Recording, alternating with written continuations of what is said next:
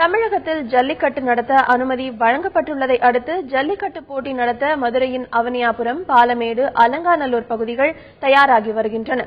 ஜல்லிக்கட்டுக்கு அனுமதி வழங்க வலியுறுத்தி தமிழகத்தின் பல்வேறு பகுதிகளில் போராட்டங்கள் நடத்தப்பட்டன.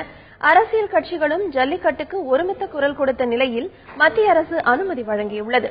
இதையடுத்து மதுரை மாவட்டத்தில் ஜல்லிக்கட்டுக்கு புகழ்பெற்ற அவனியாபுரம், பாலமேடு, அலங்காநல்லூர் பகுதிகள் தயாராகி வருகின்றன.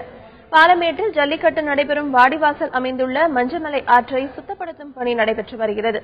மஞ்சமலை அடிவாரத்தில் அமைந்துள்ள சாமியை வழிபட்டு தொடர்ந்து ஜல்லிக்கட்டு போட்டி நடத்துவதற்கான ஆலோசனையை கிராம மக்கள் மேற்கொள்ள உள்ளனர். ஜல்லிக்கட்டு போட்டிகளில் மாடுபிடி வீரர்களுக்கு வழங்குவதற்காக பரிசுப் பொருட்களும் குவிந்து வருகிறது. ஜல்லிக்கட்டுக்கு அனுமதி வழங்கப்பட்டுள்ளதை அடுத்து திண்டுக்கல் மாவட்டம் நத்தத்தில் காளைகளுக்கு தீவிர பயிற்சி அளிக்கப்பட்டு வருகிறது.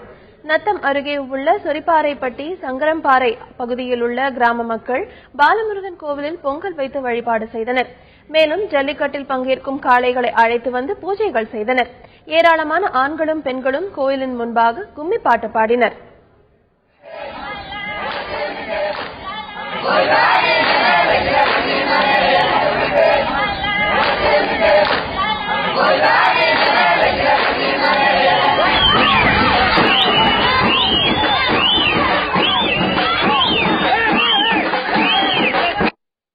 பொங்கல் திருநாளுக்கு இன்னும் சில நாட்களே உள்ள நிலையில் ஜல்லிக்கட்டு காளைகளுக்கு மண் குத்துதல், நடை, ஓட்டம் உள்ளிட்ட தீவிர பயிற்சிகளை அளித்து வருகின்றனர். அலங்காநல்லூர், புகையிலைப்பட்டி உள்ளிட்ட பல பகுதிகளில் நடைபெறும் ஜல்லிக்கட்டில் பங்கேற்பதற்காக காளைகளை தயார்படுத்தி வருகின்றனர்.